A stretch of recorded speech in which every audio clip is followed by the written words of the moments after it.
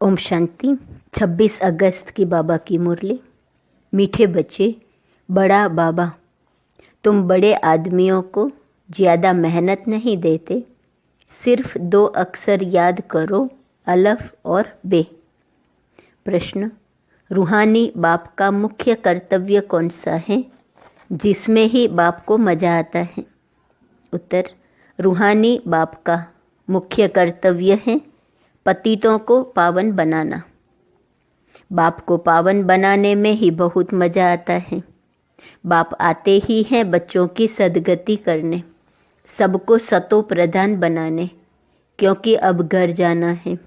सिर्फ एक पाठ पक्का करो, हम देह नहीं आत्मा है।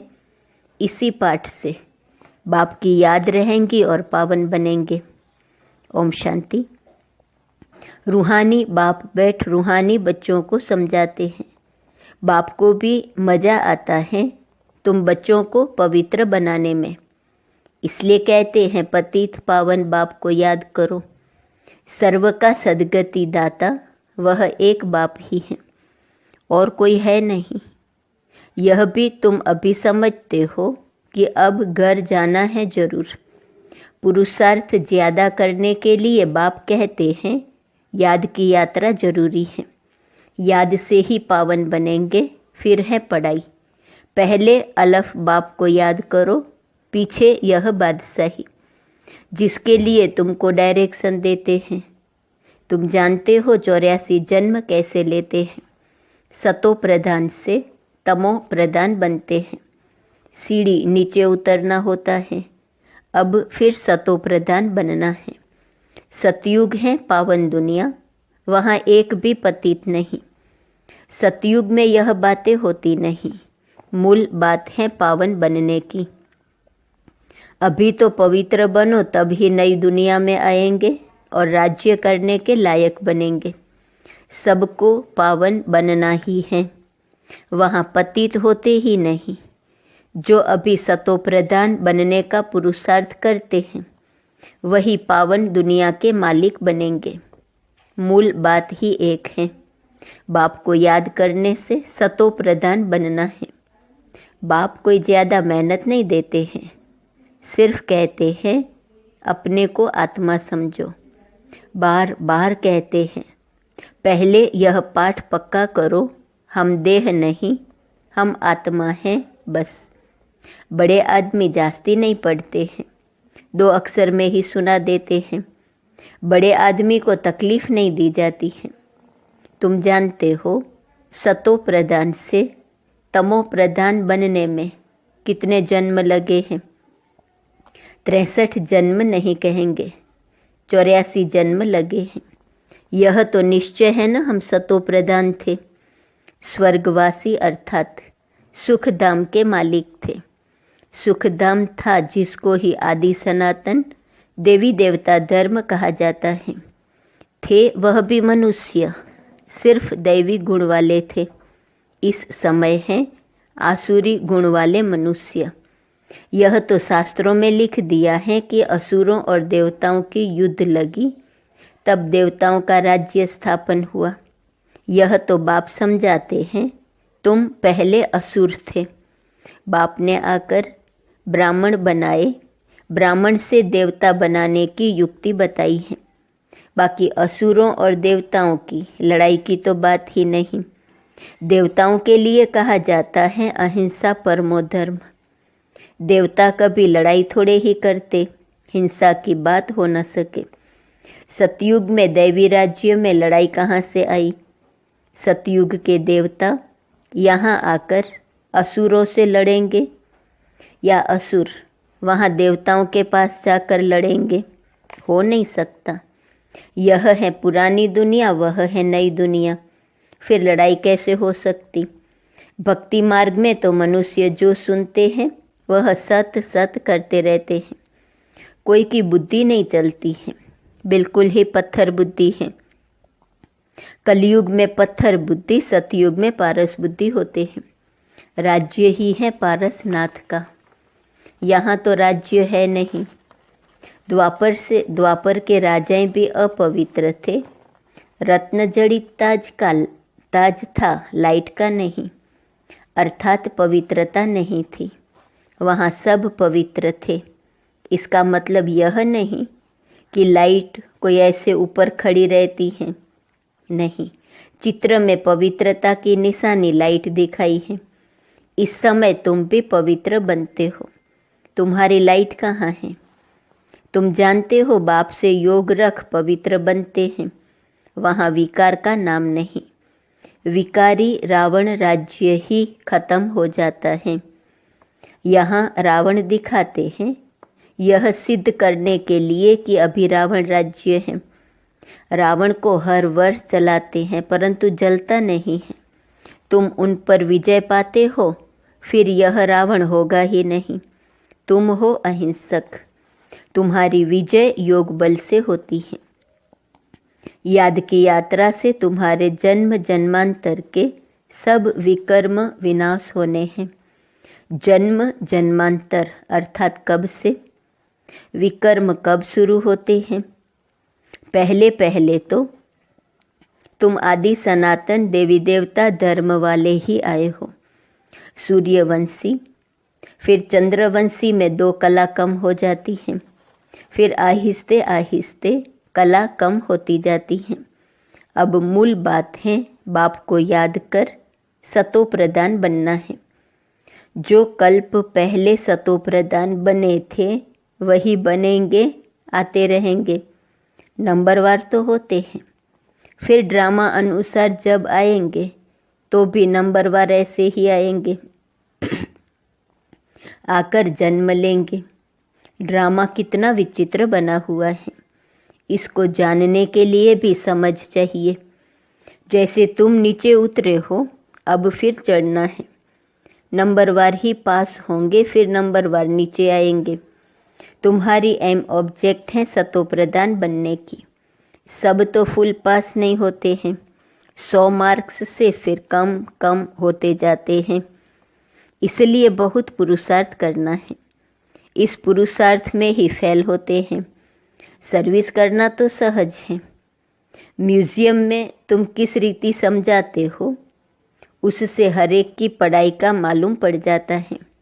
हेड टीचर देखेगा कि यह ठीक नहीं समझाते हैं तो खुद जाकर समझाएंगे, आकर मदद करेंगे। 1-2 गार्ड रखे जाते हैं जो देखते हैं ये ठीक समझाते हैं। कोई कुछ पूछता है तो मूंझ तो नहीं जाते। यह भी समझते हैं सेंटर की सर्विस से प्रदर्शनी की सर्विस अच्छी होती है। प्रदर्शनी से म्यूजियम में अच्छी होती है। म्यूजियम में शो करते हैं अच्छी तरह से, फिर जो देख कर जाते हैं औरों को भी सुनाते रहेंगे। यह तो पिछाड़ी तक चलता रहेगा। यह गॉडफादरली वर्ल्ड यूनिवर्सिटी अक्सर अच्छा है। इसमें मनुष्य का तो नाम ही नहीं। इनका उद्घाटन कौन करता है? बाप ने कहा है, तुम बड़े आदमी से उद्घाटन कराते हो तो बड़े का नाम सुनकर बहुत आते हैं। एक के पिछाड़ी ढेर आ जाएंगे। इसलिए बाबा ने दिल्ली में लिखा कि बड़े बड़े आदमियों को जो ओपिनियन है वह छपाओ, तो मनुष्य देखकर कहेंगे इनके पास इतने बड़े बड़े आदमी जाते हैं, यह तो बहुत अच्छा ओपिनियन देते हैं, तो यह छपाना अच्छा है। इसमें और तो कोई जादू आदि की बात नहीं। इसलिए बाबा लिखते रहते हैं, ओपिनियन का किताब बनना चाहिए, यहाँ भी बांटना चाहिए। गाया जाता है झूठी काया झूठी माया झूठा सब संसार, इसमें सब आ जाते हैं। बहुत हैं जो कहते हैं यह रावण राज्य राक्षस राज्य है। पहले तो जिनका राज्य है उनको ख्याल आना चाहिए। कहते हैं हम पतितों को पावन बनाओ, तो पतित पने में सब कुछ आ गया। सब कहते हैं हे पतित पावन, तो जरूर पतित ठहरे न। तुमने यह चित्र भी राइट बनाया है कि पतित पावन परमपिता परमात्मा है या सब नदी नाले। अमृतसर में भी तालाब है, पानी सारा मैला हो जाता है, उसको वो लोग अमृत का तालाब समझते हैं। बड़े बड़े राजे लोग अमृत समझ तालाब साफ करते हैं, इसलिए नाम ही रखा है अमृतसर। अब अमृत तो गंगा जी को भी कहते हैं। पानी इतना गंदा हो जाता है जो बात मत पूछो। बाबा का इन नदियों आदि में स्नान किया हुआ है, बहुत गंदा पानी होता है। फिर मिट्टी उठाकर लगाते हैं। बाबा अनुभवी है न, शरीर भी पुराना अनुभवी लिया है। इन जैसा अनुभवी कोई होगा नहीं। बड़े बड़े वाइसरॉय, किंग्स आदि से भी मुलाकात करने का अनुभव था। ज्वार बाजरी भी बेचते थे। बस 4-6 आना कमाया, खुश हो जाते थे बचपन में। अब तो देखो कहाँ चले गए। गाँवड़े का छोरा फिर क्या बनते हैं। बाप भी कहते हैं मैं साधारण तन में आता हूँ। यह अपने जन्मों को नहीं जानते हैं। कैसे 84 जन्म ले पिछाड़ी में छोरा बना, यह बाप बैठ समझाते हैं। चरित्र न कृष्ण के हैं न कंस के हैं। मटकी फोड़ना आदि, यह सब तो श्री कृष्ण के चरित्र हो नहीं सकते। बाप देखो कितना सिंपल बताते हैं। मीठे मीठे बच्चों, उठते बैठते तुम सिर्फ मामेकम याद करो। मैं ऊंचते ऊंच सभी आत्माओं का बाप हूँ। तुम जानते हो हम सब ब्रदर्स हैं, वह बाप हैं।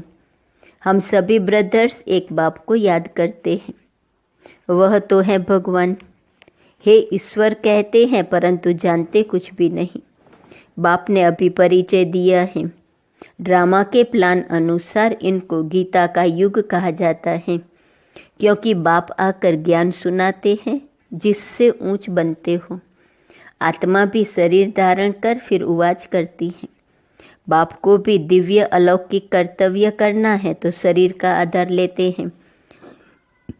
आधा कल्प मनुष्य दुखी तो होते हैं तो फिर बुलाते हैं।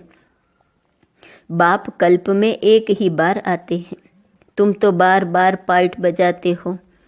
आदि सनातन देवी देवता धर्म वह फाउंडेशन है नहीं। उन्हों के बाकी सिर्फ चित्र रह गए हैं। तो बाप भी कहते हैं तुमको यह लक्ष्मी नारायण बनना है। एम ऑब्जेक्ट तो सामने खड़ा है। यह है आदि सनातन देवी देवता धर्म। बाकी हिंदू धर्म तो कोई धर्म है नहीं। हिंदू तो हिंदुस्तान का नाम है।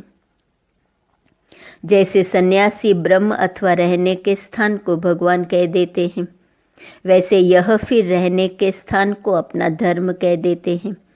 आदि सनातन कोई हिंदू धर्म थोड़े ही था। हिंदू तो देवताओं के आगे जाकर उनको नमन करते हैं, महिमा गाते हैं। जो देवता थे वही हिंदू बन गए।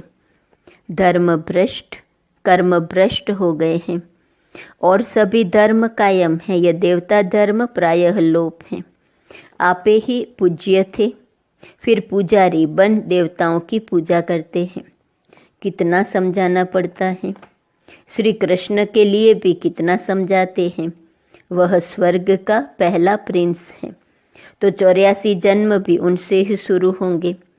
बाप कहते हैं बहुत जन्मों के अंत के भी अंत में मैं प्रवेश करता हूँ, तो उसका जरूर हिसाब तो बताएंगे ना।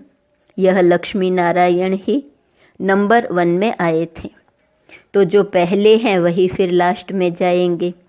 सिर्फ एक श्री कृष्ण तो नहीं था ना, और भी तो विष्णु वंशावली थे। इन बातों को तुम अच्छी रीति जानते हो। यह फिर भूल नहीं जाना है। अभी म्यूजियम तो खुलते रहते हैं, बहुत खुल जाएंगे, बहुत लोग आएंगे। जैसे मंदिर में जाकर माथा टेकते हैं, तुम्हारे पास भी देखते हैं लक्ष्मी नारायण के चित्र हैं, तो भक्त लोग उनके आगे पैसे रख देते हैं। तुम कहते हो यहाँ तो समझने की बात है, पैसे रखने की बात नहीं। अभी तुम शिव के मंदिर में जाओ तो पैसे रखेंगे क्या? तुम जाएंगे समझाने की एम से, क्योंकि तुम इन सब की बायोग्राफी को जानते हो। मंदिर तो बहुत हैं, मुख्य है शिव का मंदिर। वहाँ औरों की मूर्तियाँ क्यों रखते हैं? सबके आगे पैसे रखते जाएंगे तो आमदनी होंगी, तो वह शिव का मंदिर कहेंगे, वह शिव परिवार का मंदिर कहेंगे। शिव बाबा ने यह परिवार स्थापन किया। सच्चा सच्चा परिवार तो तुम ब्राह्मणों का है। शिव बाबा का परिवार तो शालिग्राम है। फिर हम भाई बहन का परिवार बन जाते हैं। पहले भाई भाई थे, फिर बाप आते हैं तो भाई बहन बनते हैं। फिर तुम सतयुग में आते हो तो वहाँ परिवार और बड़ा होता है। वहाँ भी शादी होती है तो परिवार और वृद्धि को पाता है। घर अर्थात शांति धाम में रहते हैं तो हम भाई हैं, एक बाप हैं। फिर यहाँ प्रजापिता ब्रह्मा की संतान भाई बहन है और कोई नाता नहीं है। फिर रावण राज्य में बहुत वृद्धि होती जाती है। बाप सब राज समझाते रहते हैं, फिर भी कहते हैं मीठे मीठे बच्चों, बाप को याद करो तो जन्म जन्मांतर के पापों का बोझा उतर जाएगा। पढ़ाई से पाप नहीं कटेंगे, बाप की याद ही मुख्य है। अच्छा, मीठे मीठे सिकीलते बच्चों प्रति माता पिता बाप दादा का याद प्यार और गुड मॉर्निंग। रूहानी बाप की रूहानी बच्चों को नमस्ते। रूहानी बच्चों की रूहानी बाप को नमस्ते नमस्ते नमस्ते। धारणा के लिए मुख्य सार। पहली पॉइंट, फुल मार्क्स से पास होने के लिए अपनी बुद्धि को सतो प्रधान पारस बनाना है।